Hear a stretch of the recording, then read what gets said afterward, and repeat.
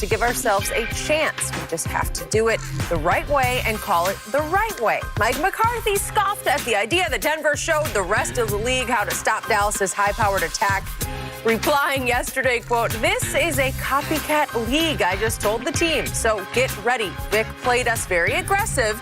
That's good to hear him beating his own drum." So, Shannon, did the Broncos show the rest of the league the blueprint here? Yeah, Shannon, did they? I want to know. I want to know. I need to know from the Hall of Famer, the former Bronco. Now, Mike McCarthy all of a sudden is upset at the coach beating his chest when all the time he's going for those fourth down. He's telling you how analytical. Yeah. Oh, Mike. Oh, Mike, go for those fourth down, Skip. And you were loving it. Yep. My team, your team. Yep. Skip, look, no. Skip, this blueprint isn't unique to the Cowboys. This blueprint is unique to every team. So let me tell you what happens.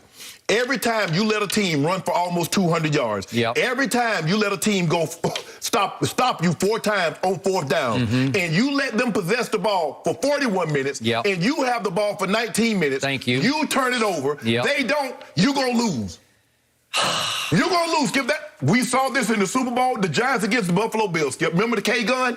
And what did Bill Parcells say? We got to take their eye of the ball. Shorten the game. We will run it. Yep. They ran it with O.J. Anderson. The defense limited.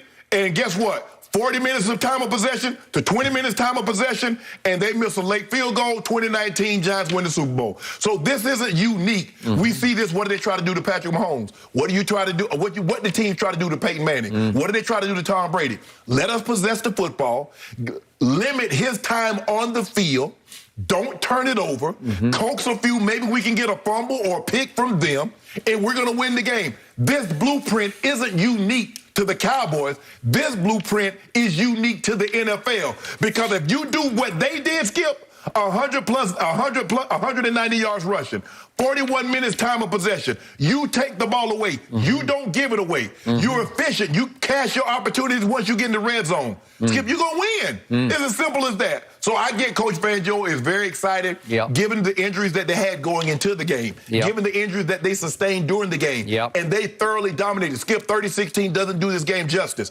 You know that. This game was a lot more dominant, one-sided than what 30-16 would indicate.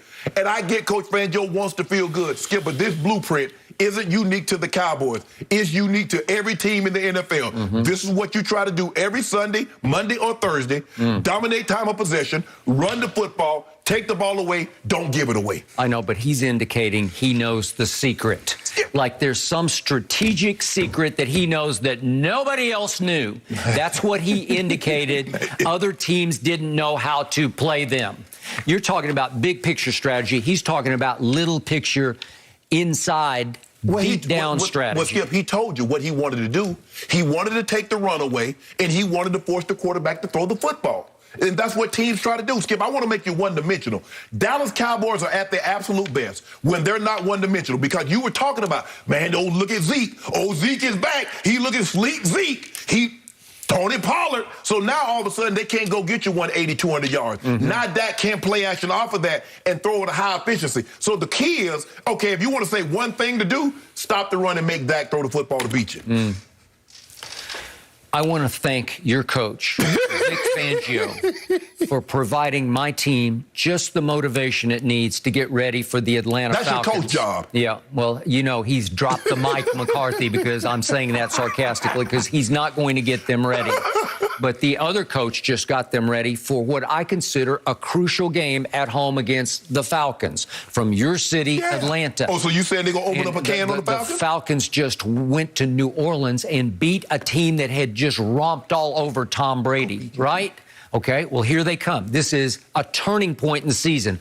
Are they real or not real? Are they just going to win the least, or are they going to make a deep run in the playoffs? We will find out this Sunday against the Atlanta Falcons, who owe them, because we stole one from the Falcons a year ago, 40-39 on a late watermelon kick after you had us down dead to rights and out, right?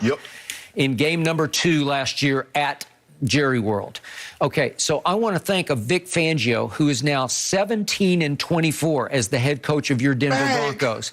And he wants to beat his chest, because he was beating it, saying, I know how to do this. He said, I don't know what's going to happen from here on. Maybe they'll score 35 a game on everybody else, but I know how to do this. Yeah, he did. Okay, what does Vic Fangio do? When they get off the bus, what do they start doing to teams? They blitz. Nobody in the National Football League blitzes as much as your Denver Broncos do.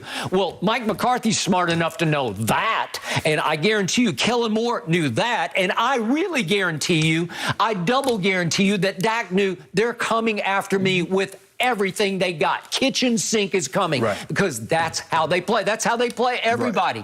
They put their corners in grave jeopardy, and that's what McCarthy said. He just said, you have to take advantage of the corners. The corners have to be made to tackle. That's what he said, right?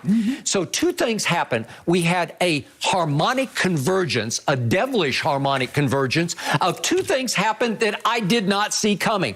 Number one, my rush defense came in ranked 6th in the league, allowing only 88 yards rushing per game. It has been night and day, as in nighttime and day, as in graveyard nighttime and day from last year, where all of a sudden we are very credible against the run. In fact, we've been pretty good against the run. And all of a sudden, we get blown off the ball and blown off the field by 190 yards rushing. Who saw that coming? You didn't say that on Friday. We're going to run you off your own field. Nobody saw that coming. And the harmonic convergence came when my quarterback, Dakota Rain Prescott, out of nowhere, he has what I still believe is the worst game of his Cowboy career. You can't tell me there's been a worse game than he had 79 yards passing through 3 quarters. 79. And then he had 153 in the 4th quarter to make it look respectable because it was straight garbage time. It was 30-0, and he made it 30-16 by hitting somebody twice for touchdowns named Malik Turner. Malik Turner, I don't even know who he is. And he was in the game because nobody else was, because it was garbage time.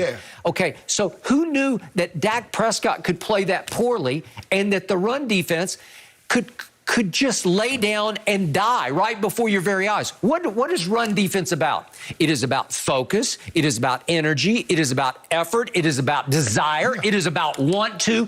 We just want it worse than you. Well, guess what? Ladies and gentlemen, we did not take Vic Fangio and the Broncos seriously at all. We just thought we could roll our helmets out there. We even had a new stripe. We had the red stripe on the helmet, for Veterans Day. And we thought those helmets were so powerful, we could just roll them out on the field, and the Broncos would say, we give up. We give up. And Tony Pollard returns the opening kickoff 54 yards, and I thought, here we go. It's an onslaught. This might be 40-0 Dallas, right? And we get to a 4th down, and you know what happened? Zeke went nowhere slowly for -1.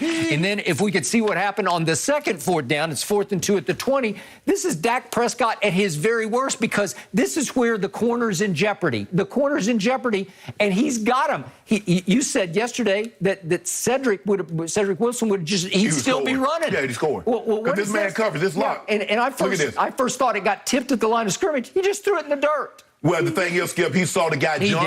He did. He should have. He threw it to say he should have sidearmed. Maybe double pumped it and tried again. I don't know, but it became such a bad throw that you wasted an opportunity, because it's still 0-0. You could be up 7-0 if you somehow sidearm it or Mahomes it or whatever you're going to do to make that play go. Well, that's horrendous. And then who's my biggest play receiver? It's CeeDee Lamb. He's the one with all the 20-plus yard catches. Well, can we see the 2 throws to CeeDee Lamb that Dak just flat out cold missed?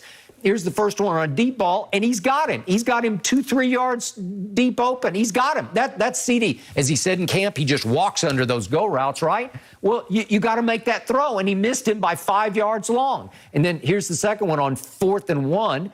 And he uncovers, CeeDee does. This is a touchdown. I mean, it's just gone for a touchdown. He missed him by 7 yards by overthrowing him. I don't know if he was rusty. I don't know if he was too calf conscious because he was afraid of his calf and he was afraid to really push off on the calf. I have no idea. But somehow he lost it. I told you yesterday he's making $75 million this year. He played like he was worth $7.50 yesterday. And those two things, if Vic Fangio can predict that, boy, he's a wizard to me. But, Skip, I've been trying to tell you, we had this conversation last week, And people have tried to say the Cowboys defense are better than what the stats would say. And I say, no, they're not. Okay, but the stats did say 88 yards rushing a game. That's decent. You got to give them that. Okay, Skip, but where are you in total defense? Where are you in points? Middle of the pack. Exactly. So you're a middle pack defense. Yeah. And I told you, Skip, I said, Skip, what happens? I said, your defense is looking good, but what happens when you don't create a turnover? When Trayvon Diggs or one of these guys don't get a pick six and run it back,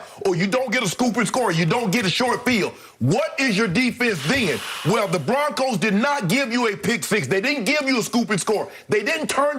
And so what happened? I told you, I said your secondary isn't very good, Skip. Your secondary is not a blue stock. It's not a blue stock chip. It's a blue chip stock. Blue chip stock. Yeah. They're not. I got it. They're high tech. They're very volatile. And I told you, I said, Trayvon Diggs, he doesn't have the best technique, Skip. I say, if you start the game off and double moving, you got him for the rest of the game. Because now he has to think. Instead of just sitting in that chair and driving everything, he's like, are they going to, is this a situation where they double move me? In every situation, I just want to put that down. My position coach, Les Steckel, used to tell me all the time, son, if you hesitate, you're beat. And for a DB, you absolutely, if you hesitate, you're beat. Now, I'm going to tell you this, Skip Bayless.